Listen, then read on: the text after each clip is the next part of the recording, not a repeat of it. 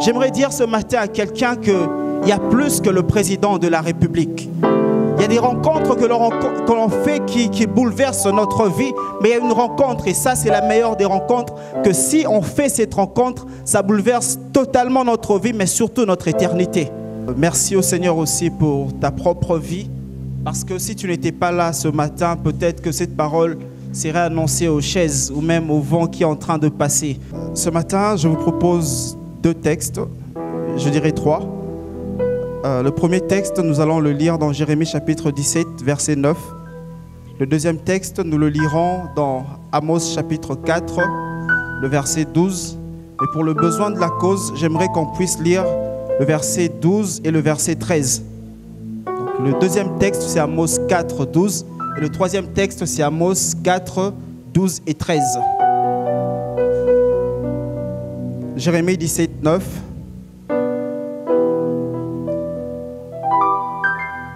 Je vais lire au nom du Seigneur. La Bible dit, « Le cœur est tortueux par-dessus tout. Il est méchant, qui peut le connaître ?» Je reprends. « Le cœur est tortueux par-dessus tout. Il est méchant, qui peut le connaître ?» Amos chapitre 4, je lirai d'abord le 12e verset. « C'est pourquoi je te traiterai de la même manière, Israël, et puisque je te traiterai de la même manière, prépare-toi à la rencontre de ton Dieu, ô Israël. » Troisième passage, je reprends. « C'est pourquoi je te traiterai de la même manière, Israël, et puisque je te traiterai de la même manière, prépare-toi à la rencontre de ton Dieu, ô Israël. Car voici celui qui a formé les montagnes et créé le vent, et qui a fait connaître à l'homme ses pensées, celui qui change l'aurore en ténèbres et qui marche sur les hauteurs de la terre. Son nom est l'Éternel, le Dieu des armées. » Amen. Amen. Prépare-toi à la rencontre de l'Éternel, ton Dieu. Tel est le thème de mon message ce matin. J'aimerais nous entretenir pendant quelques minutes sur ce thème qui nous demande de nous préparer à la rencontre de Dieu. Le passage que je viens de lire, c'est celui de Amos, chapitre 4, du 12e au 13e verset. On se retrouve dans un contexte où le peuple d'Israël est en train de plus en plus de déshonorer Dieu. Le peuple d'Israël est en train de faire des choses qui ne se nomment même pas parmi les païens. On retrouve en Israël des abominations telles que même à Sodome, on ne trouvait pas ce genre d'abomination. Israël se comporte pire que les Égyptiens qui les avaient retenus captifs. Et c'est dans ce contexte-là que Dieu est en train de leur dire « Je vous traiterai de la même manière que j'ai traité Sodome et Gomorrhe. Je vous traiterai de la même manière que j'ai traité Égypte, mais préparez-vous à ma rencontre. » Alléluia. Amen. Bien de fois, lorsque nous prenons la voie de nous éloigner de Dieu, bien de fois, lorsque nous demeurons dans le péché, nous commençons à croire comme si nous n'allons pas rencontrer Dieu dans la voie du péché que nous prenons. Nous prenons la voie vers l'enfer et nous nous disons, bon, tout ce que je ferai, de toute façon, je me suis éloigné de la voie de Dieu. J'aimerais te dire, il n'y a pas un endroit où tu peux aller où tu ne retrouveras pas Dieu. Si tu marches dans les voies de Dieu, tu rencontreras Dieu. Mais si tu marches aussi dans les voies qui déshonorent Dieu, tu rencontreras aussi Dieu, mais ce sera son jugement, sa terreur que tu rencontreras. Alléluia. Amen. L'homme est conditionné de manière à ce qu'il puisse rencontrer Dieu dans sa vie. Alléluia. Dans tout ce que tu fais, sache-le que tu te prépares à rencontrer Dieu. Soit sa bonté, soit sa terreur. Alléluia. Amen. Dans tout ce que nous sommes en train de faire, laisse-moi te dire, tu ne peux t'empêcher de rencontrer Dieu. D'une manière ou d'une autre, tu rencontreras Dieu. Par là, j'aimerais te dire que ta vie d'aujourd'hui te prépare à ce que tu vivras avec Dieu demain. Alléluia. Ta vie d'aujourd'hui te prépare à ce que tu vivras avec Dieu demain. Et dans le contexte que j'ai lu, Dieu leur demande de se préparer à une rencontre. À une rencontre importante. Vous savez, dans la vie, on fait plusieurs rencontres. Tel que je suis là, j'ai rencontré plusieurs d'entre vous un jour. Vous avez rencontré des personnes dans votre vie, ils font partie de votre cercle. Des personnes que vous connaissez, des personnes avec qui vous avez tissé des liens, des personnes qui vous sont devenues familières. Et il y a eu un jour où vous vous êtes rencontrés avec ces personnes. Il y a des rencontres dans la vie qui sont des rencontres marquantes. Il y a des rencontres dans la vie lorsque tu rencontres une personne, tu sens que ta vie prend une certaine tournure. Il y a des gens dans la vie qu'on a envie de rencontrer. Parce que lorsque nous rencontrons ces personnes, nos vies prennent une autre envergure. Imaginez-vous si vous n'avez jamais rencontré le président de la République et que vous le rencontriez un jour au coin de votre avenue. Votre vie changerait parce que les journaux vont dire « Voici l'homme qui a parlé avec le président sans protocole ». Vous-même, vous direz aux autres « J'avais rencontré le président ».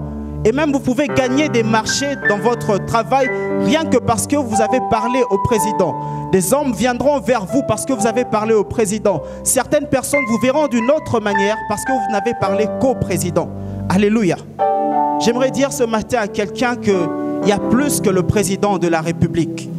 Il y a des rencontres que l'on fait qui bouleversent notre vie, mais il y a une rencontre, et ça c'est la meilleure des rencontres, que si on fait cette rencontre, ça bouleverse totalement notre vie, mais surtout notre éternité.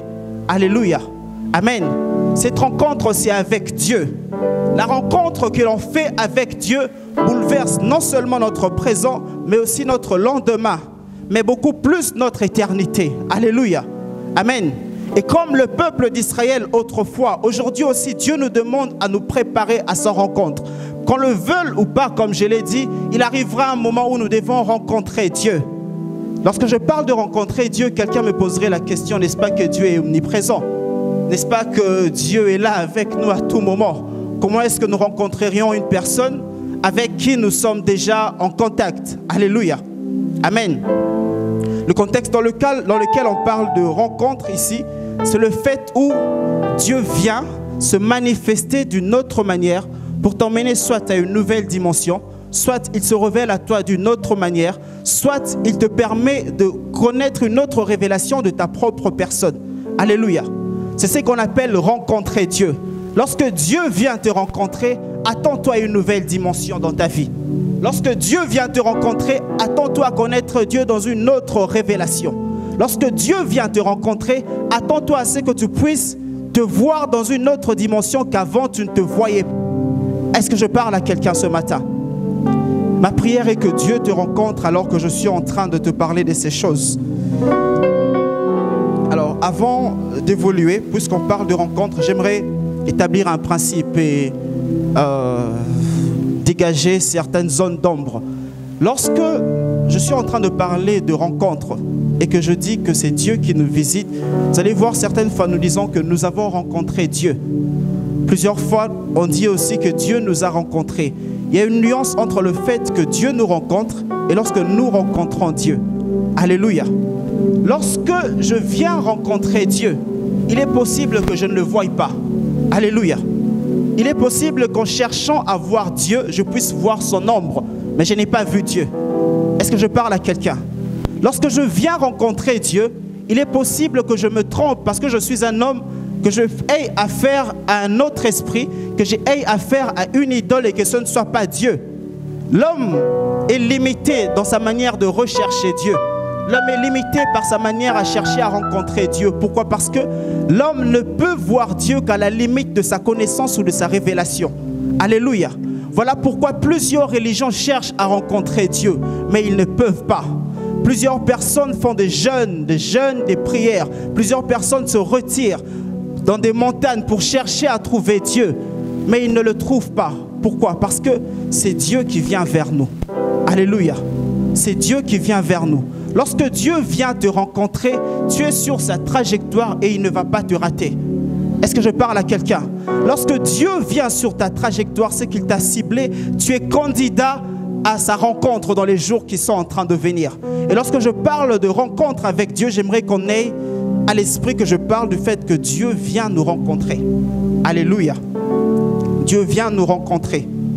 Eh bien, puisqu'on parle de rencontre, lorsqu'il faut rencontrer Dieu, lorsqu'il faut rencontrer une personne importante, lorsqu'il faut rencontrer un roi, on se prépare. Alléluia. Lorsqu'il faut rencontrer une personne importante, si jamais j'avais une culotte avec des babouches ici et que je voyais un homme, ne serait-ce qu'un ministre entrer ici, je chercherais au moins à essuyer mes babouches. Alléluia. Je chercherai à me préparer pour que lorsque je verrai le ministre, je sois un peu digne de le recevoir. Alléluia. Si on peut se préparer pour accueillir un ministre, si on peut se préparer pour accueillir un président, à combien plus forte raison le roi des rois? Alléluia. Si on doit se préparer pour accueillir les invités importants dans nos maisons, à combien plus forte raison le roi des rois? La volonté de Dieu est que lorsqu'il vient vers nous, que nous ne l'accueillons pas comme un homme quelconque, que nous ne l'accueillons pas comme une personne quelconque à qui l'on ne donne pas de la considération, mais plus que nous puissions nous apprêter, nous préparer pour accueillir le roi des rois, le Dieu qui nous a créés. Alléluia. Alors puisqu'il faut accueillir Dieu, puisqu'il faut recevoir Dieu, qu'est-ce qu'il faut préparer pour recevoir Dieu? Qu'est-ce qu'il faut préparer pour accueillir Dieu? Serait-ce de vêtements? Serait-ce de belles chaussures? Serait-ce de belles maisons avec de belles toitures où on accueillerait Dieu? Qu'est-ce qu'on doit préparer pour accueillir Dieu? Bien-aimé, ce ne sont pas tes habits qui te rendront prêt pour accueillir Dieu. Alléluia. Amen. Ce n'est pas ta belle maison qui te rendra prêt ou prête pour accueillir Dieu. Il y a une chose qui fait que lorsque nous nous apprêtons à accueillir Dieu, que nous puissions bien le recevoir. Cette chose s'appelle le cœur. Alléluia. Quelqu'un peut dire avec moi le cœur. Cette chose, c'est la chose qui nous prédispose pour que lorsque Dieu viendrait, il puisse bien nous accueillir. Que nous puissions passer des bons moments avec lui. Alléluia. Plusieurs personnes ont raté leur cible. Plusieurs personnes ont raté la rencontre de leur vie parce qu'ils n'avaient pas les cœurs disposés à recevoir Dieu. Ils n'avaient pas les cœurs disposés à reconnaître que Dieu était en train de passer, que Dieu voulait faire quelque chose dans leur vie. Quelqu'un peut dire avec moi encore les cœurs. Les cœurs. Il n'y a pas plus important dans la vie, bien-aimé, que le cœur. Lorsque tu n'apprêtes pas ton cœur pour recevoir Dieu, tu passeras à côté des opportunités.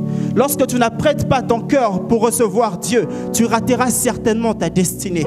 Ceux qui réussissent dans leur destinée, ce sont des hommes qui un jour ont apprêté leur cœur pour recevoir ce que Dieu était en train de leur donner, mais beaucoup plus pour recevoir Dieu dans leur vie. Alléluia. Ce matin, je viens exhorter quelqu'un pour lui dire qu'il y a quelqu'un qui veut venir dans ta vie.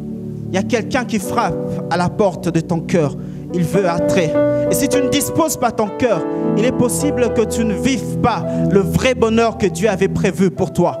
Il est possible que tu dises Amen lorsqu'on dirait que tu te marieras l'année prochaine, que tu vas acheter des voitures, tu vas voyager, mais que tu rates ces choses parce que ton cœur n'était pas disposé. Alléluia. Ma prière ce matin est que tu aies le cœur disposé à recevoir ce que Dieu te donne, mais beaucoup plus à recevoir Dieu lui-même dans ta vie. Est-ce que je parle à quelqu'un? Est-ce que je parle à quelqu'un? Gloire à Jésus. Nous avons lu dans Jérémie où le prophète est en train de dire que le cœur est tortueux. Le cœur de l'homme est mauvais. Le cœur de l'homme est mauvais par-dessus de tout. Puisque nous devons préparer le cœur pour Dieu, nous ne devons pas oublier aussi que ces cœurs que nous préparons pour Dieu sont naturellement mauvais. Alléluia. Peu importe ton éducation, peu importe ta gentillesse, peu importe la manière dont tu disposes ton cœur, sache que dans ton cœur, il y a les germes de la méchanceté. Alléluia. Vous savez, c'est de l'orgueil de penser qu'on est parfait. Alléluia. C'est de l'orgueil de penser qu'on a un bon cœur et qu'on ne peut jamais sortir quelque chose de mal. Retiens ceci, il ne faut jamais sous-estimer ta capacité à faire du mal dans la vie. Alléluia. Le frère qui est assis ici, qui n'a jamais insulté quelqu'un, un jour, on peut tellement t'énerver que tu insultes plus que les gens qui ont l'habitude d'insulter. Alléluia. Tu n'as jamais tué quelqu'un, même pas une mouche. Mais un jour, on peut affecter ton cœur. Tu tues 10 personnes à cause de la colère qui vient dans ton cœur. Alléluia. C'est une grande erreur de croire que l'on est parfait et que notre cœur ne peut pas nous trahir. Plusieurs fois, le cœur de l'homme le trahit dans des situations même où il ne le pensait pas. Et cela, c'est depuis la nuit de temps. Le cœur de l'homme l'a toujours trahi. Le cœur de l'homme l'a toujours déçu. Mais pas seulement l'homme, Dieu beaucoup plus. Le cœur de Dieu a souvent été trahi et déçu par le cœur de l'homme. Et lorsque je parcours ma Bible, je me rends compte combien de fois Dieu a été déçu par les cœurs des hommes. En commençant par Adam, notre père. La Bible dit que lorsque Dieu créait, lorsqu'il créait une chose, il trouvait que cela était bon. Lorsqu'il en créait une autre, il trouvait que cela était bon. Mais lorsqu'il a créé Adam, il avait vu qu'Adam était très bon. Alléluia. Adam était le sorte de personne que Dieu voulait pour combler son cœur. Lorsque Dieu a créé les animaux, il y avait encore un vide dans le cœur de Dieu. Lorsque Dieu a créé les plantes, il y avait encore un vide dans le cœur de Dieu.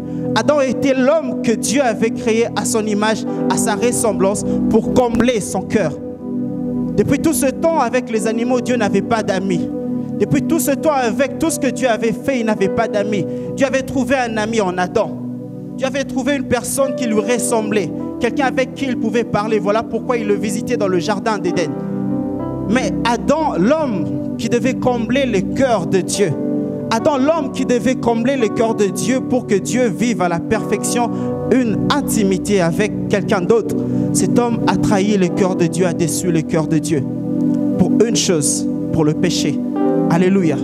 Amen. Jusque-là, Adam était dans le jardin d'Éden. Éden veut dire la présence de Dieu. Adam demeurait dans la présence de Dieu. Tant qu'il demeurait dans la présence de Dieu, il y avait une parfaite intimité entre Dieu et lui.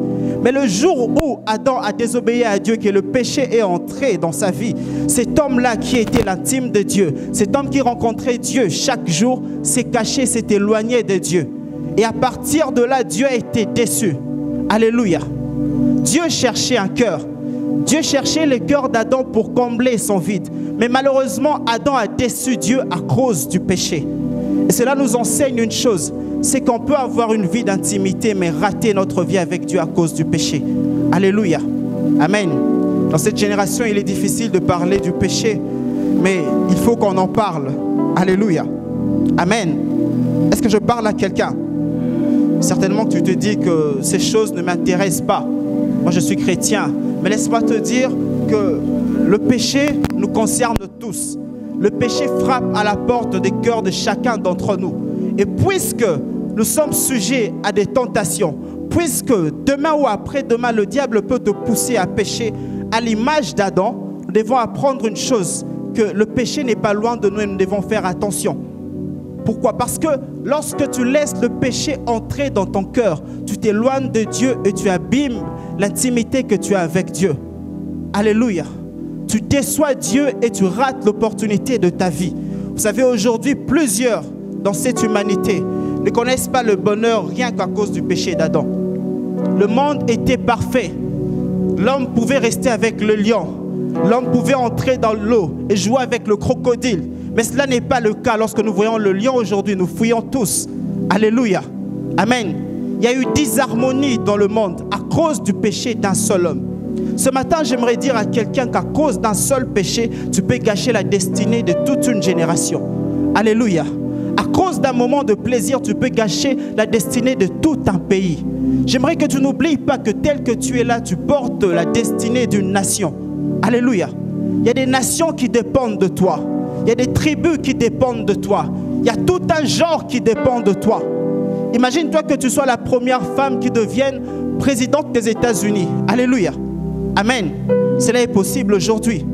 On dirait que cette fille-là qui vient de Kinshasa, qui a été allée aux États-Unis, qui a étudié, après quelques années, elle a pris la nationalité, elle a postulé, on l'a voté. Mais si tu gâches ta vie en jouant avec n'importe qui ici, et tu rates l'opportunité de voyager, de continuer tes études, tu peux rater cette opportunité. Tu peux rater l'opportunité que l'on puisse célébrer les femmes noires aux États-Unis à cause du péché que tu commets aujourd'hui. Alléluia. Amen. Le comble est que lorsque nous péchons, nous ne voyons pas les conséquences. Nous voyons le goût du péché durant le moment. Le péché est succulent. Alléluia. Amen. Lorsque tu commets les péchés, c'est bon. C'est très bon lorsque tu pêches. Mais attends un peu, ça va devenir comme du poison. Alléluia. Attends un peu de temps, ça va te tuer à petit feu. Et le péché est bon pour commettre, mais il est très mauvais lorsqu'il faut en payer les conséquences. Est-ce que je parle à quelqu'un? Il est très mauvais lorsqu'il faut en payer les conséquences. Le péché est plus que le sida, bien-aimé. Le péché est plus que Corona. Et ce matin, je viens encore insister. Frères et sœurs, le péché n'est pas notre partage. Est-ce que je parle à quelqu'un? Le péché n'est pas notre partage. Lorsque tu commets des péchés petit à petit, personne ne te voit. Petit à petit, bon, je commence à m'habituer à ce que tu demeures dans le péché. Tu deviens le premier sorcier de ta vie. Alléluia. Tu deviens le premier ennemi de ta vie. Tu deviens la première personne qui combat ta destinée. Je viens exhorter ce matin à faire la lutte contre les péchés. Est-ce que je parle à quelqu'un? Fais la lutte contre les péchés. Ça doit être ta lutte de chaque jour. Pas de péché, pas de péché, pas de péché dans ma vie. Même si tu pêches, relève-toi et avance. Demande pardon à Dieu. Alléluia. Amen. Il est anormal pour un chrétien de demeurer dans le péché. On comprend que tu puisses tomber parce que tu n'es qu'un homme. Mais c'est anormal de demeurer dans le péché. Le même péché que tu commets depuis 10 ans. Tu continues à le garder. Tu sais dans ton cœur qu'à la 11e année, tu seras encore en train de commettre ces péchés. Bien aimé, ce n'est pas normal. Alléluia. Amen. Les mêmes péchés que tu commettais quand tu étais enfant, aujourd'hui tu es encore en train de les commettre. Ce n'est pas normal. Alléluia. En tant que chrétien, nous sommes appelés à faire des marches, à évoluer avec Dieu. Et je peux témoigner qu'il y a des choses que je commettais quand j'étais petit, que je ne commets plus aujourd'hui par la grâce de Dieu. Alléluia. Amen. Dieu nous donne la grâce en avançant avec lui à abandonner certaines choses pour nous améliorer, à marcher vers la perfection qui est Christ. J'aimerais te dire qu'il y a des choses que tu commets aujourd'hui parce que tu es faible, mais il y a des choses que tu ne commettras pas demain si tu te confies à Dieu. Alléluia. Amen. Le péché avait éloigné Adam de Dieu et Dieu avait les cœurs déçus. Et depuis Adam, Dieu a commencé à chercher un autre cœur qui pouvait combler son cœur. Dieu commençait à chercher un cœur qui pouvait le satisfaire. Et Dieu a parcouru ses regards sur la terre.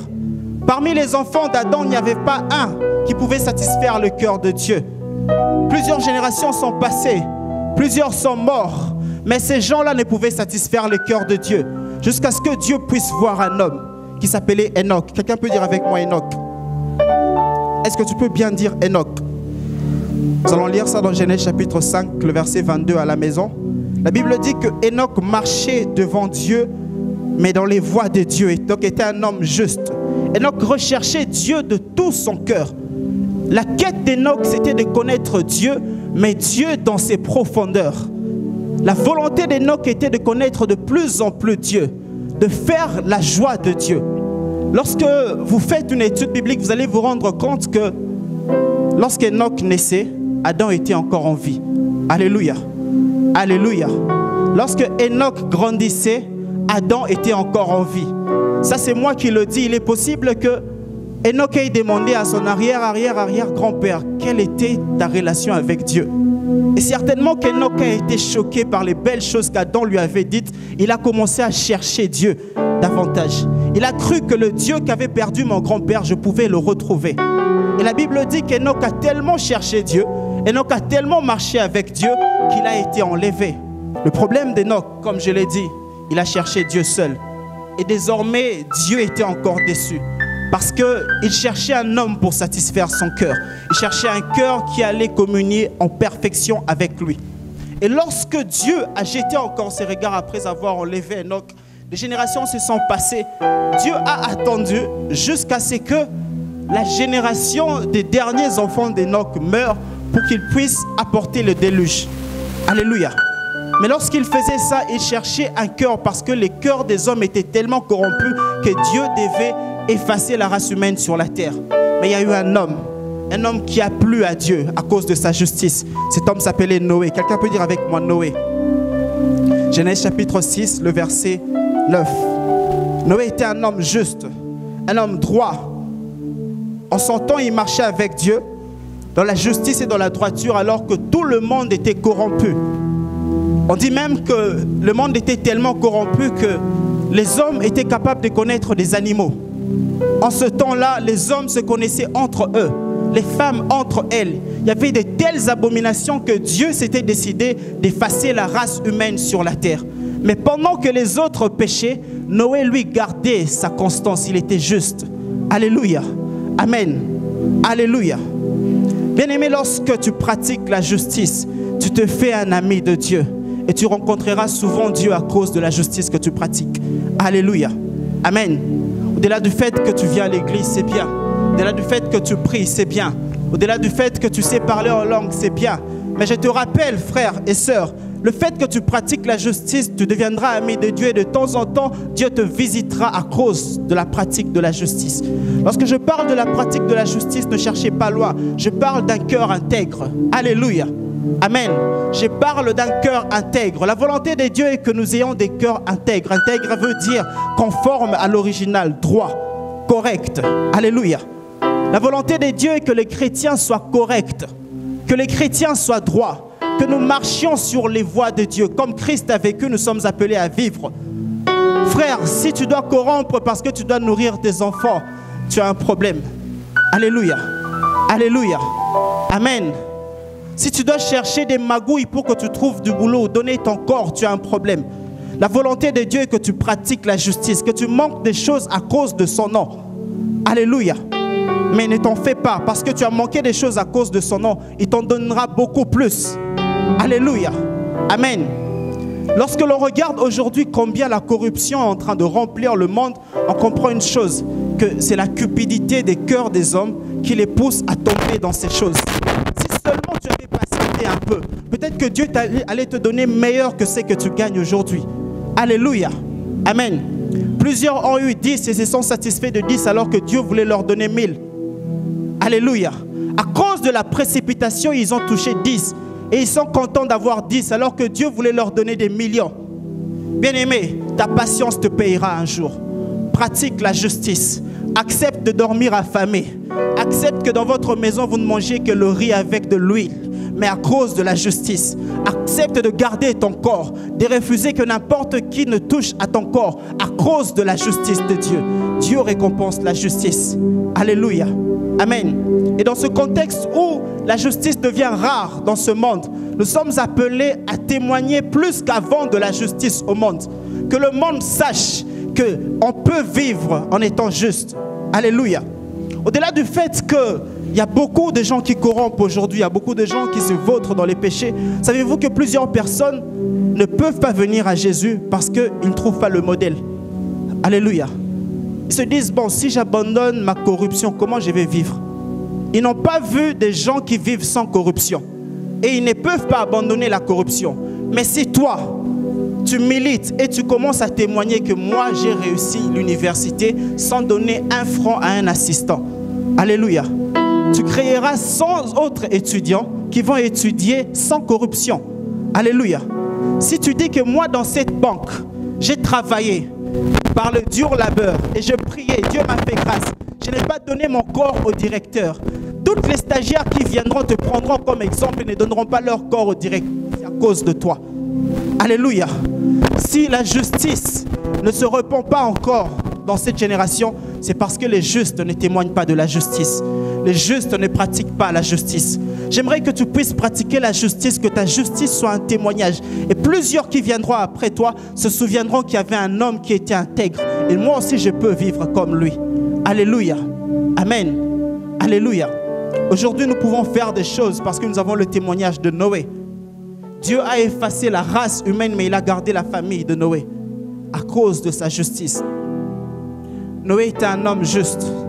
Ce que j'aime avec Dieu, c'est qu'à chaque fois qu'il te rencontre, il te donne une nouvelle révélation de lui, mais il t'emmène aussi dans une autre dimension. Avant Noé, Dieu n'avait pas encore commencé à faire cette chose.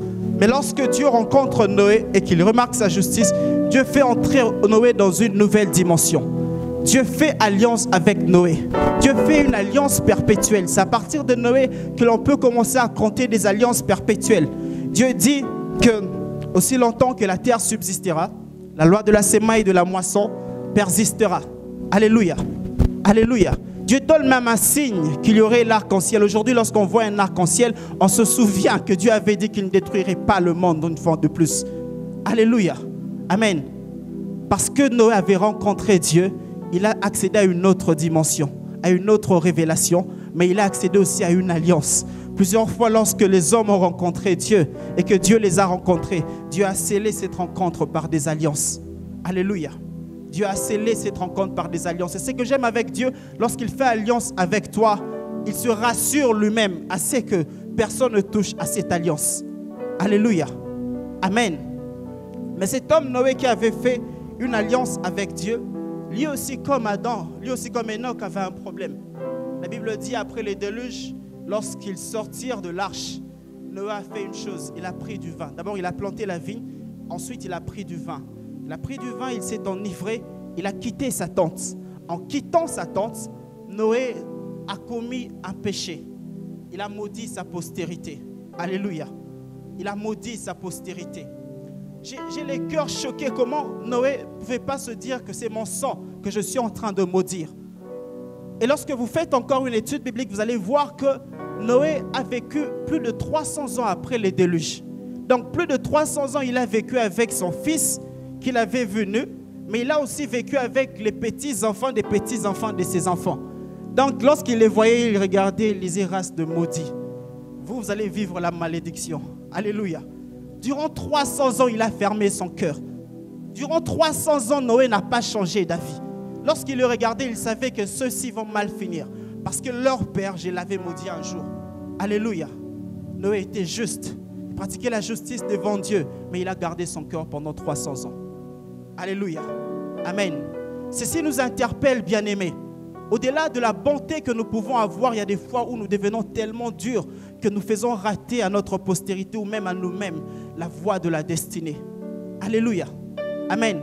À cause du fait qu'à un moment, on nous a tellement blessés, on nous a tellement choqués, nous avons fermé les cœurs à certaines personnes, nous leur avons fait rater la vie. Alléluia. Amen. Dieu nous appelle à avoir un bon cœur, mais aussi il nous appelle à avoir un cœur léger, à libérer les gens. Alléluia.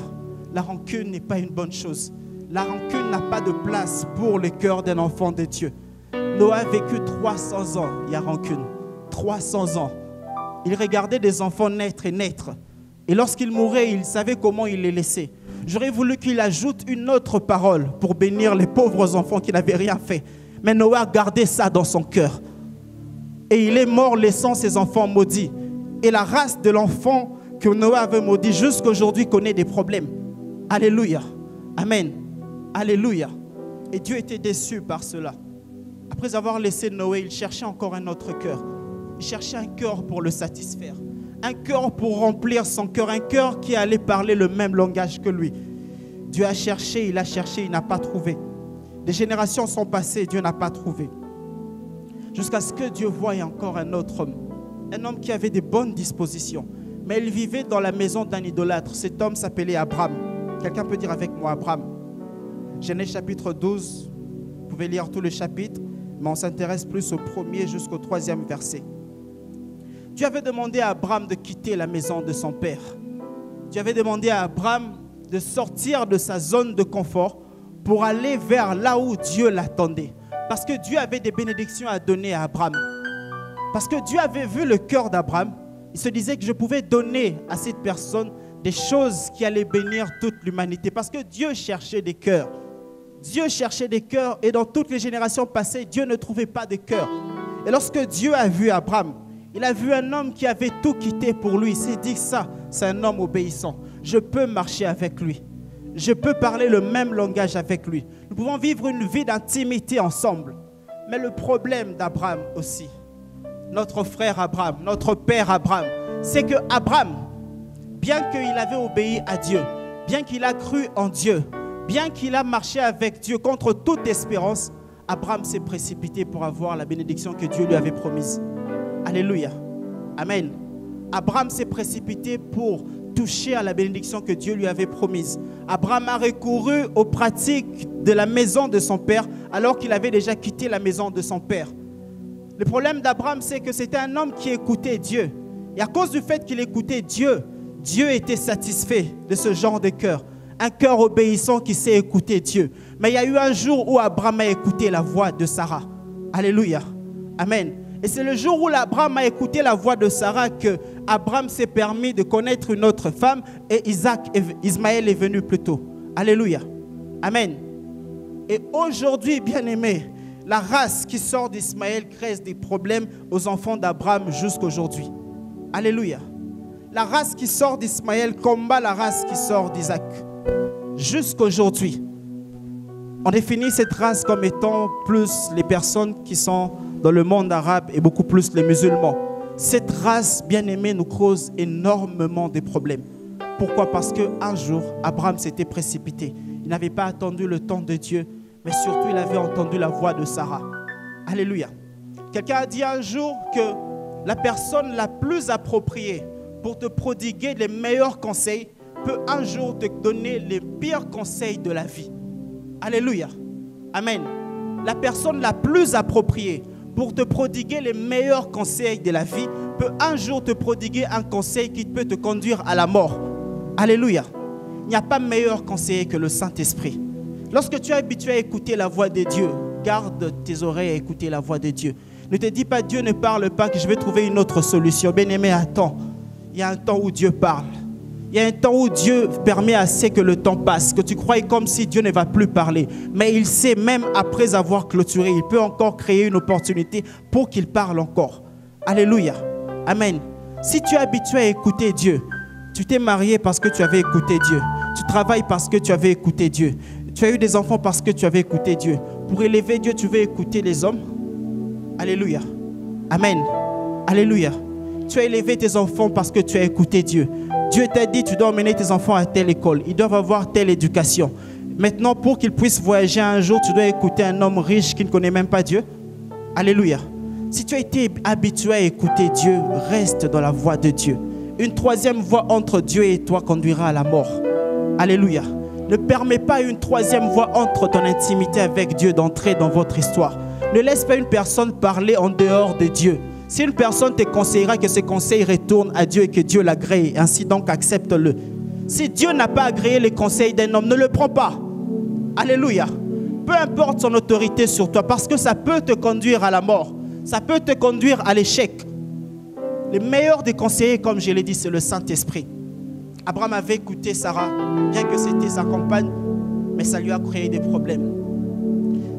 La joie que Dieu avait en rencontrant Abraham, il a perdu rapidement parce qu'Abraham avait encore déçu Dieu.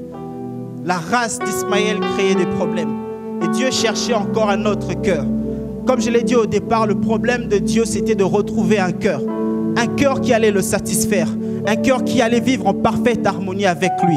Il ne l'a pas trouvé. Les gens sont passés. Il ne l'a pas trouvé jusqu'à ce qu'il puisse trouver Jacob. Quelqu'un peut dire avec moi Jacob? Genèse chapitre 32, le verset 28. Genèse 32, 28. Jacob, c'était un homme que Dieu avait choisi. La Bible dit que Dieu a aimé Jacob et il a haï son frère Ésaü. Il n'avait rien fait, Dieu l'avait choisi. Alléluia. Mais cet homme que Dieu avait choisi était un usurpateur. C'était un homme qui était malin. La Bible dit qu'il a volé la bénédiction de son frère. Et il a commencé à connaître des périples dans sa vie. Il a connu beaucoup de choses dans sa vie. Durant plus de 20 ans, on a changé son salaire. C'était un homme qui, malgré qu'il avait reçu la bénédiction de son père, il était en train de souffrir. Il ne vivait pas les bénédictions que son père avait déclarées sur lui. Il cherchait une bénédiction. Jusqu'à ce qu'un jour, alors qu'il était en train de traverser les déserts, il rencontre Dieu. Alléluia. Il rencontre Dieu. Et lorsqu'il rencontre Dieu, Jacob fait une chose. Il garde l'ange parce qu'il avait vu un ange dans la vision. Il lutte avec l'ange qu'il avait vu. Alléluia. Il lutte avec l'ange qu'il avait vu. Comme pour dire, je ne te laisserai pas tant que tu ne m'auras pas béni. Je ne te laisserai pas tant que tu ne m'auras pas béni. J'aurais voulu être là et dire à Jacob, Jacob, Isaac t'avait béni. Quelle bénédiction tu cherches encore? Alléluia. Amen. Jacob avait compris une chose. Malgré les paroles que mon père avait prononcées, il fallait que Dieu puisse sceller ces paroles. Alléluia. Il fallait que Dieu puisse confirmer ces paroles. Et Dieu jusque-là avait gelé les bénédictions de Jacob parce qu'il attendait à ce que Jacob puisse avoir un cœur disposé à recevoir ces bénédictions. C'est ainsi donc que Jacob a lutté avec Dieu. En luttant avec Dieu, Dieu voulait juste faire une chose, briser Jacob. Alléluia. Briser Jacob. La Bible dit que l'ange a brisé Jacob à l'emboîture de la hanche. C'est-à-dire la chose qui fait assez que Jacob puisse se tenir debout comme ça et ferme. L'ange l'avait brisé. Ainsi donc, le Jacob fort usurpateur était devenu un homme humble parce qu'il boitait. Alléluia. Amen. Il avait maintenant un bon cœur. Il ne pouvait plus tromper les gens cachés parce qu'il boitait. Alléluia. Il avait la honte qu'il gardait son cœur humble. Et lorsque Dieu a vu ses cœurs, Dieu a rencontré Jacob dans une autre dimension. J'aimerais dire à quelqu'un, plusieurs fois, tu ne rencontreras pas encore Dieu parce que tu as un cœur hautain. Alléluia. Plusieurs fois, tu peux porter des promesses dans ta vie, des grandes choses que l'on t'a dites, mais tu les rateras simplement parce que tu as un cœur hautain. Et Dieu fera en sorte que tu puisses être brisé avant de recevoir la bénédiction qu'il t'avait prévue. Alléluia. Dieu fera en sorte que tu sois humilié devant les gens à qui tu avais dit que toi, tu vas devenir une grande dame, pour que tu puisses recevoir cette bénédiction de la grande dame. Parce que la volonté de Dieu, ce n'est pas d'abord avant tout de te donner les choses. La volonté de Dieu, c'est d'abord avant tout de recevoir ton cœur. Alléluia. Dieu veut d'abord ton cœur. Le plus important dans ce que Dieu nous donne, dans ce que nous lui donnons, c'est les cœurs. Alléluia. Amen. À quoi servirait-il à ce que Dieu te donne des millions alors que tu n'as pas les cœurs pour les millions? Amen. À quoi te servirait-il que Dieu te donne un mariage alors que tu n'as pas les cœurs pour supporter? Tu n'as pas le cœur pour le mariage. Dieu ne te donnera pas encore le mariage. Alléluia. À moins que tu te serves toi-même. Mais lorsque Dieu voudra te donner, il se rassurera que tu as les cœurs de la chose qu'il veut te donner. Alléluia. Jacob, c'était un homme bon. C'était un homme élu. C'était un homme portant des bénédictions. Mais c'était un homme qu'il fallait d'abord humilier pour qu'il puisse recevoir de la part de Dieu. Et lorsque Dieu le rencontre, Dieu l'humilie, il devient un homme brisé. La Bible dit, lorsqu'il rencontre son frère Ésaü, il vient, il appelle mon Seigneur. Aie pitié de moi, voici les cadeaux que je te donne.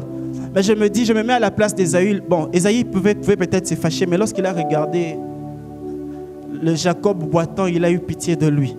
Alléluia. Il s'est souvenu de l'homme qui s'était faufilé avec sa bénédiction, qui a été rapide plus que lui pour ramener la nourriture qu'il fallait. Lorsqu'il a vu l'homme qui boitait, il a dit, pitié. Alléluia. Cet homme n'a pas de valeur, il a laissé. Il y a des fois, Dieu fait en sorte que les hommes puissent nous regarder et disent, cette femme ici n'a pas de valeur. Tu as des promesses de Dieu, mais lorsque les gens te regardent et disent, celui-ci, ça ne vaut même pas la peine qu'on puisse le combattre. Parce que lorsqu'on le regarde comme ça, on voit déjà qu'il n'a rien. Mais lorsque Dieu permet à ce que les hommes voient que tu n'as rien, que tu puisses dans ton cœur être brisé, c'est là maintenant que vient ta plus grande bénédiction. Est-ce que je parle à quelqu'un? Bien de fois, la voie par laquelle Dieu nous bénira s'appellera humiliation. Alléluia. Bien de fois, Dieu va d'abord nous humilier pour que nous puissions toucher à notre bénédiction. Et que Dieu doit t'élever pour qu'on voie que combien tu es une grande personne.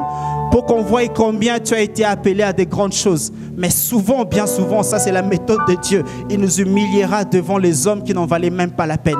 Alléluia. Même si tu ne dis pas amen, que je prie que Dieu puisse beaucoup t'humilier pour que tu accèdes à la gloire. Alléluia. Que plusieurs fois Dieu puisse t'humilier. Alors que tout le monde attend à ce que tu amènes l'argent à la maison le soir, tu sors comme ça 500 francs. Tu ne peux rien donner. On te dit, mais tu travailles, tu pries. Pourquoi ton Dieu ne te donne pas l'argent? 500 francs. Alléluia.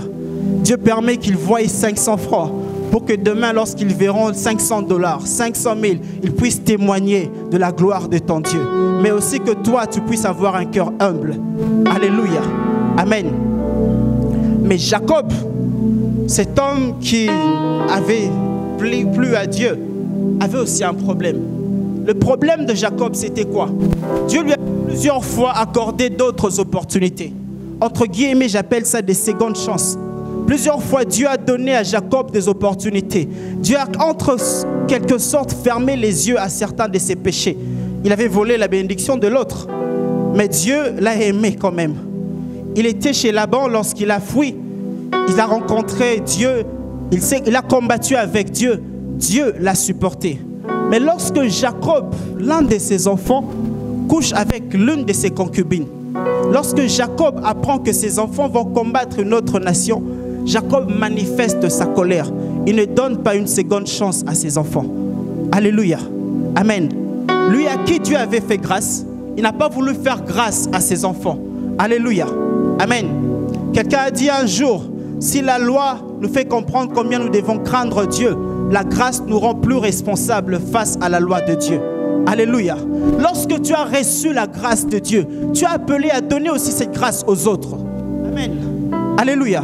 Toi, tu avais avorté lorsque tu avais 18 ans, tu as pardonné. Tu apprends juste qu'une sœur a couché avec un frère, tu en fais un tas. Alléluia. Amen. Lorsque tu étais petit, tu volais. Aujourd'hui, tu deviens responsable, tu apprends que quelqu'un a volé 1000 francs, tu en fais tout un problème. Tu calomnies même, tu cites son nom partout. Bien aimé, toi aussi, Dieu t'a fait grâce. Alléluia. Qui d'entre nous, Dieu n'a pas pardonné de péché ici? Qui d'entre nous, Dieu n'a pas oublié les péchés? Pourquoi voudrais-tu faire la publicité du péché des autres? Pourquoi voudrais-tu maudire d'autres personnes qui ont commis des péchés comme toi? Mais toi, Dieu t'avait pardonné. Alléluia. Amen. Ce matin, je viens dire à quelqu'un, lorsque Dieu t'a rencontré, qu'il t'a fait grâce, fais aussi grâce aux autres. Alléluia. Fais aussi grâce aux autres. Si toi, Dieu t'a pardonné, pardonne aussi aux autres. Si Dieu t'a supporté, supporte aussi les autres. Alléluia. En faisant cela, Jacob avait oublié une chose. Ces gens-là qu'il était en train de maudire, le premier, c'était la force de ses entrailles. La première de ses forces, c'était un homme qu'il devait préserver. Mais il a maudit. Et il y a parmi ses enfants qu'il avait maudit, l'un d'entre eux qui était les pères de tous les sacrificateurs en Israël. C'était des hommes importants. Gloire à Dieu parce que Moïse était révélé, il a changé ces choses après. Alléluia. Lorsque nous sommes animés par la colère, Proverbe est en train de dire, lorsque ton cœur est dans la colère, tais-toi, ne fais rien. Alléluia. Amen. Ne te précipite pas à parler dans la colère. Ne te précipite pas à réagir dans la colère parce que tu peux gâcher toute une destinée. Alléluia. Amen. Tu peux gâcher une relation parce que tu t'es fâché. Tu peux dire des choses sous la colère que lorsque tu allais te calmer, tu n'allais plus dire. Lorsque tu es en colère, bien-aimé, supporte, tais-toi, parle à Dieu. Parle à Dieu. Ne réagis pas spontanément parce que généralement, c'est la voix de la stupidité qui parle dans nos cœurs lorsque nous sommes en colère. Alléluia. Ce n'est pas la sagesse qui parle dans la colère, crois-moi. Alléluia. Amen. Ce n'est pas la voix de la sagesse qui parlera lorsque tu seras en colère. Dieu attend de toi, c'est que tu manifestes la sagesse, mais dans la quiétude et dans la paix.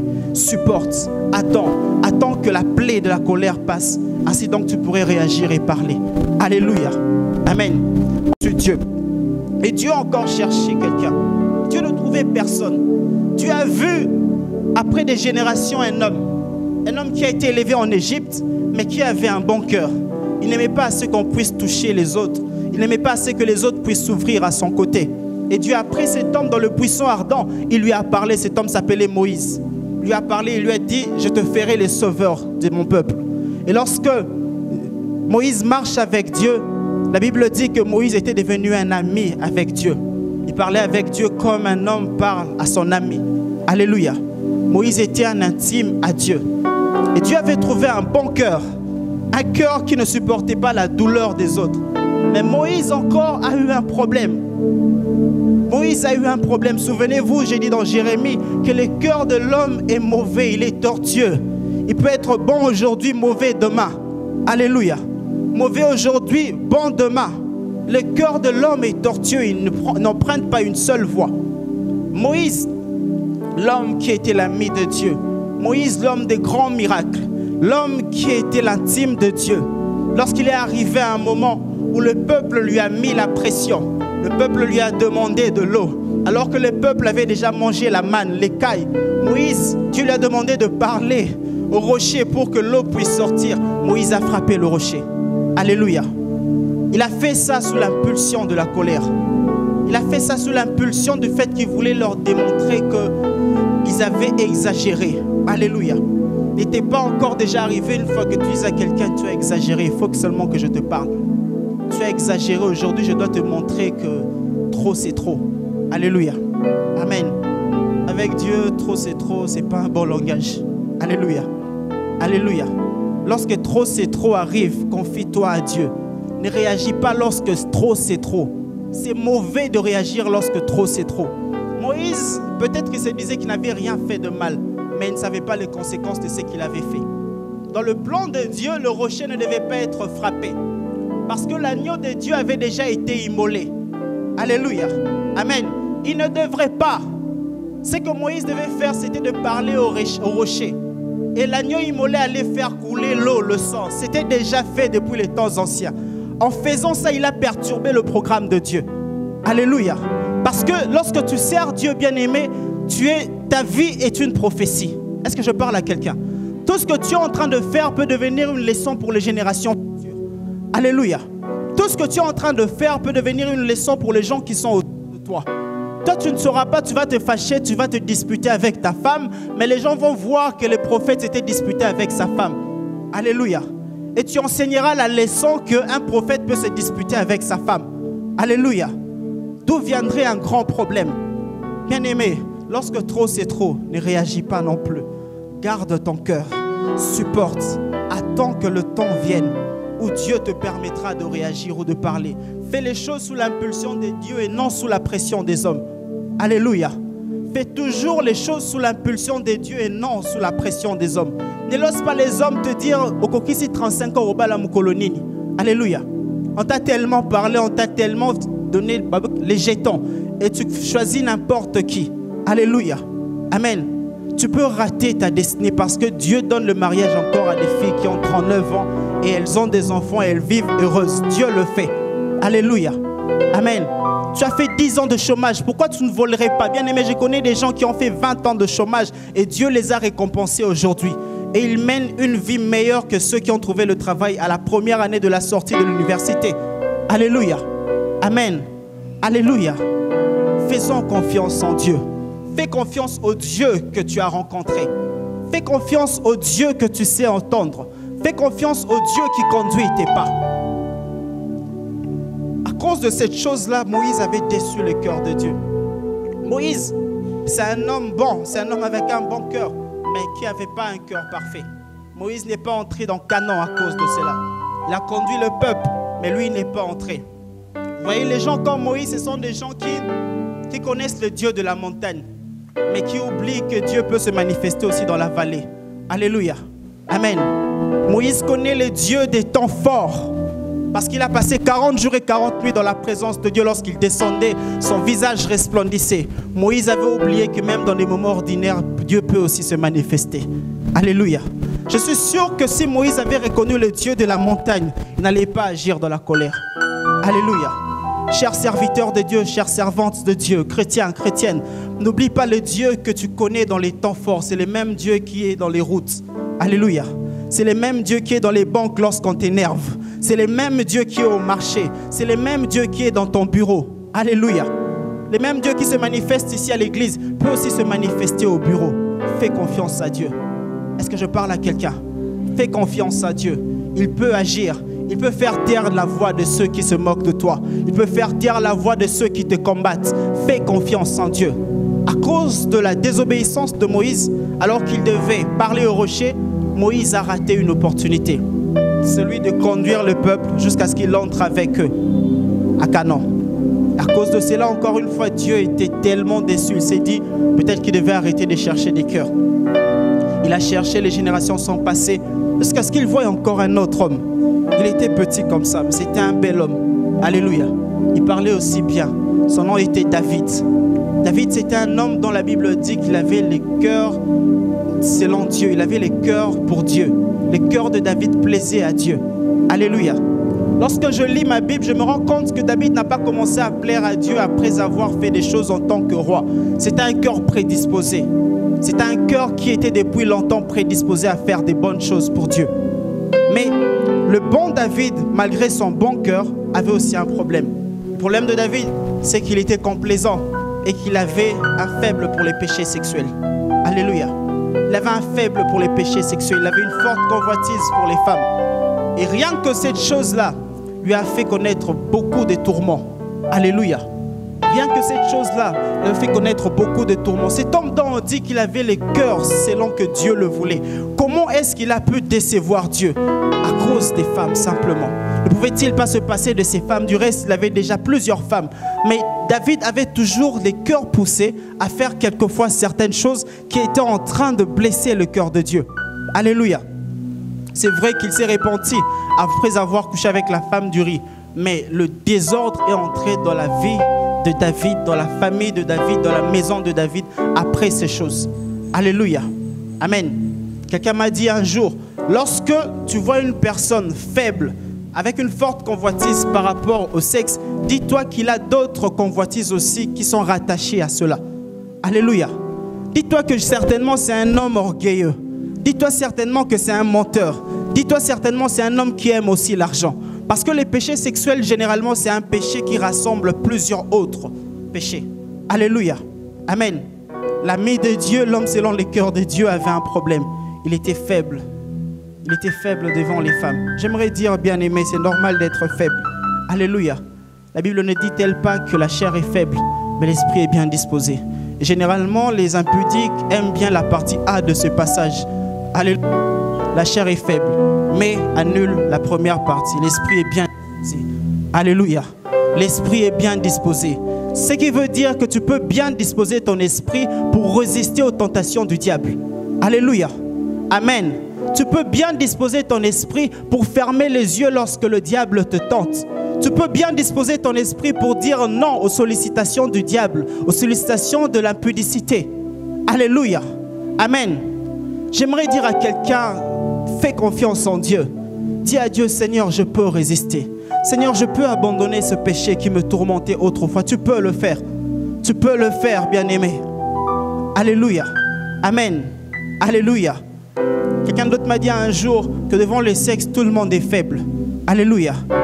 Je crois que c'est l'apôtre Roland qui le dit, mais il n'y a que des hommes prudents. Alléluia. Il n'y a que des hommes prudents. Et cette prudence, nous la tenons de Dieu. Nous la tenons de Dieu, bien-aimé. Si tu ne fais confiance qu'à ta propre force, il arrivera un jour où tu tomberas. Mais si tu fais confiance en Dieu, il te fera éviter des choses que tu ne peux même pas imaginer. Alléluia. Alléluia. David avait déçu Dieu, alors Dieu était convaincu que c'était fini. C'était un bon homme. La Bible dit que David était un homme qui aimait l'adoration. À cause de cette adoration, il avait remis Dieu à sa place. Et Dieu était comblé par cela. Dieu a aimé ces choses. En Israël, on pouvait désormais adorer les vrais dieux. Et tout le monde avait comme référence le Dieu de David. Dieu n'a même pas eu honte pour qu'on appelle son fils de David. Pourquoi? Parce que c'était une bonne référence. Mais il avait des faiblesses. Malgré qu'il était bon, il était un homme excellent, mais il avait des faiblesses. Alors Dieu cherchait toujours un cœur. Les juges sont passés. Ils n'ont pas satisfait les cœurs des dieux. Les prophètes sont passés. Ils n'ont pas satisfait les cœurs des dieux. Il y a eu des hommes comme Samuel, il y a des hommes comme Élie, Élisée, Jérémie, Ésaïe. Ces hommes-là n'ont pas satisfait les cœurs de Dieu.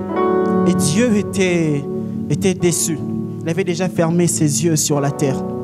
La Bible dit qu'il y a eu un grand silence sur la terre. Alléluia. La Bible dit qu'il y a eu 400 ans où Dieu ne parlait pas sur la terre.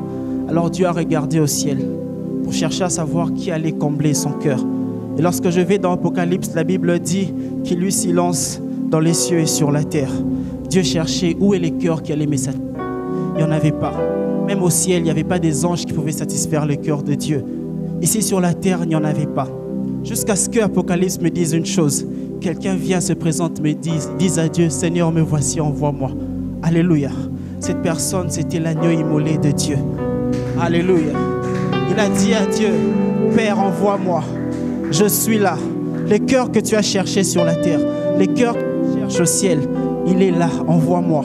Moi, j'ai le cœur pour te satisfaire. Il s'est prédisposé. La Bible dit qu'il s'est humilié. Il s'est dépouillé de tout ce qu'il avait comme gloire. Il a accepté l'humiliation parce qu'il savait qu'il devait satisfaire les cœurs de son Père. Il est venu ici comme tout homme. Il a vécu dans l'humiliation. Il a vécu dans la pauvreté pour satisfaire les cœurs de son Père. Alléluia. Jésus-Christ l'a fait. Il a satisfait les cœurs de Dieu. Il avait tous les critères qu'Adam n'avait pas, qu'Enoch n'avait pas, Moïse n'avait pas, David n'avait pas. Toutes ces choses qu'eux avaient manqué, Jésus les a eues et il les a réalisées. Alléluia. Si Adam avait péché, la Bible dit que Jésus n'a point connu de péché. Alléluia. Il a été tenté en tout point de vue, mais il n'a pas commis de péché. Si Moïse a manifesté la colère par la pression, Jésus, malgré la pression du peuple, malgré la pression de ses disciples, il ne faisait pas les choses. Un jour, Pierre vient lui dire, Seigneur, ne vois-tu pas que le peuple a faim? Alléluia. Il leur dit, donnez-leur à manger. Pierre lui dit, ne va pas vers ce chemin de la croix. Jésus lui dit, arrière de moi, Satan. Il ne faisait pas les choses sous la pression. Alléluia. Il était conduit par Dieu. Il était conduit par Dieu. Et ce matin, je viens vous présenter cette personne. La personne la mieux préparée pour rencontrer Dieu, c'est Jésus-Christ. Et si tu veux rencontrer Dieu, bien-aimé, si tu veux que ton cœur soit disposé pour rencontrer Dieu, tu dois regarder au modèle. Ce modèle s'appelle Jésus. Ce modèle s'appelle Jésus. Lui, il a tout fait pour rencontrer Dieu. Et à cause de cela, à cause de son sacrifice sur la croix, il a ouvert la porte à toute l'humanité pour que tout celui qui passerait par lui puisse rencontrer Dieu sans intermédiaire. Alléluia. Amen. quel grand privilège nous avons aujourd'hui lorsque nous regardons au modèle parfait qui est Jésus. Nous pouvons rencontrer Dieu à n'importe quel moment, mais beaucoup plus et surtout être prêt à rencontrer Dieu. Alléluia. Je conclus par ceci. Nous ne devons pas oublier une chose. Nous nous préparons pour rencontrer Dieu ici sur la terre. Mais toutes les préparations que nous faisons, c'est pour la rencontre ultime. C'est pour la rencontre finale. La rencontre de l'éternité. Alléluia. La rencontre de l'éternité. Et à quoi te servirait-il de gagner tout ce monde, de gagner toutes les choses de ce monde si tu rates ton éternité? La vie que tu mènes aujourd'hui détermine comment tu passeras ton éternité. Ce que tu es en train de faire aujourd'hui est une préparation pour ton éternité. Bien-aimé, peut-être que des occasions comme celle-ci ne reviendront pas. Peut-être qu'on sera en train de te parler d'autre chose. Mais aujourd'hui, l'Éternel te rappelle. Tu dois te préparer pour ton éternité. Le temps que nous vivons ici n'est rien, est comme un grain de sable dans un désert. 100 ans, 80 ans, 60 ans, ce n'est rien. L'éternité t'attend. L'éternité t'attend. Pourquoi est-ce que tu gâcherais ton éternité pour 60 ans sur la terre? Pourquoi tu gâcherais ton éternité pour 80 ans sur la terre? Bien-aimé, supporte les douleurs de ce monde pendant quelques années pour que tu vives une éternité meilleure. Alléluia. Alléluia. Si nous voulons ces choses, si nous voulons rencontrer Dieu ici sur la terre et nous voulons le rencontrer là au ciel, nous devons regarder à Dieu. Regarder au sacrifice qu'il a fait sur la croix pour qu'un jour, nous aussi, nous puissions le rencontrer là au ciel. Alléluia. Amen. Alléluia. Mais cela n'est possible que par le Saint-Esprit. J'aimerais dire ce matin à quelqu'un qu'il y a plus que le président de la République. Il y a des rencontres que l'on fait qui bouleversent notre vie, mais il y a une rencontre, et ça c'est la meilleure des rencontres, que si on fait cette rencontre, ça bouleverse totalement notre vie, mais surtout notre éternité.